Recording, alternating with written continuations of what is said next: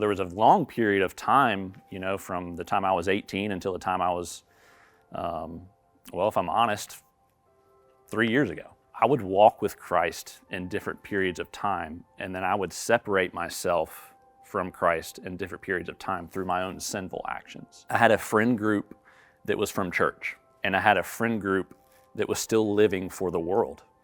And I was half in that friend group at church, and I was half in that friend group of the world, and I didn't know which direction to go. When you're walking in the world, you're tiptoeing this line that is back and forth. Well, how much can I drink when I go out? Should I cuss when I'm with this friend, and should I not cuss when I'm with this friend? Should I smoke marijuana even though it's legal in some states? These are the things that I've pondered in my mind, and in my own self was like, okay, I can do this because it's acceptable here and it's acceptable there. And I towed that line for several years. I struggled with alcoholism, I struggled with pornography, I struggled with marijuana, I struggled with all of these addictions that I could not surrender and lay down at the foot of the cross. Because I was sitting in church looking at all of these other people thinking everybody had it together. I was sitting in church listening to the sermon, feeling convicted and not knowing how to really surrender, because I didn't know if anybody else was gonna judge me. I didn't know if anybody else was gonna walk this life with me. And for me, unfortunately, I never came to that point of surrender until my sin that I was living in was brought into the light, and it wasn't by my choice. In 2022, I lost a job. I was fired from a position that I wasn't going to walk away from. I was doing all of these things, and in an environment at work where it was socially accepted at my position at work. And God had to remove me from that situation. And in doing so, He caused a series of events to happen that brought me to surrender. And that was God's plan, and I'm so thankful for that plan now, because looking back, I wouldn't have surrendered. God had to bring me to my knees to the foot of His cross and bring my sin, all of the things that I was living for, to Him. And He had to bring that sin from the darkness into the light. I didn't really understand what walking with Christ meant until I fully surrendered every single thing in my life that I was holding a grip on. God has done so many things in my life when I fully surrendered to Him that I wasn't allowing Him to do, because I was still gripping sin in my life. I was still gripping all the things that I wanted.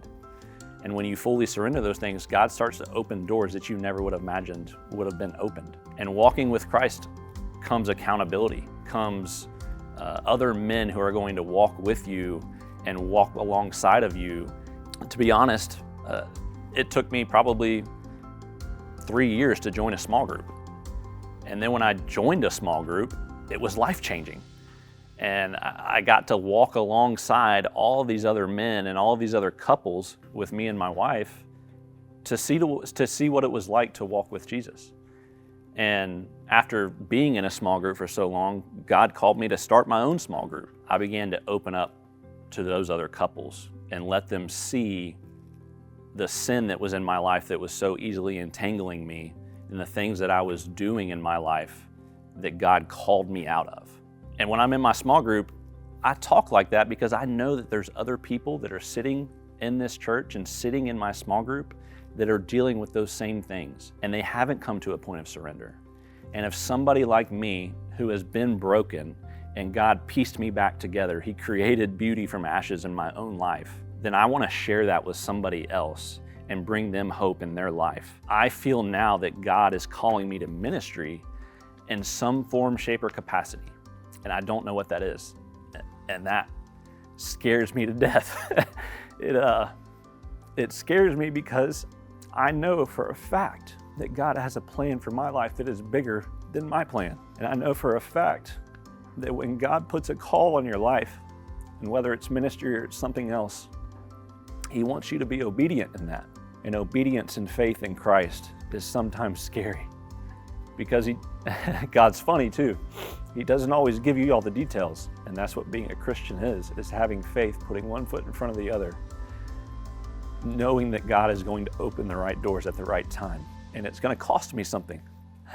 Obedience to Christ, following Him, should cost you something.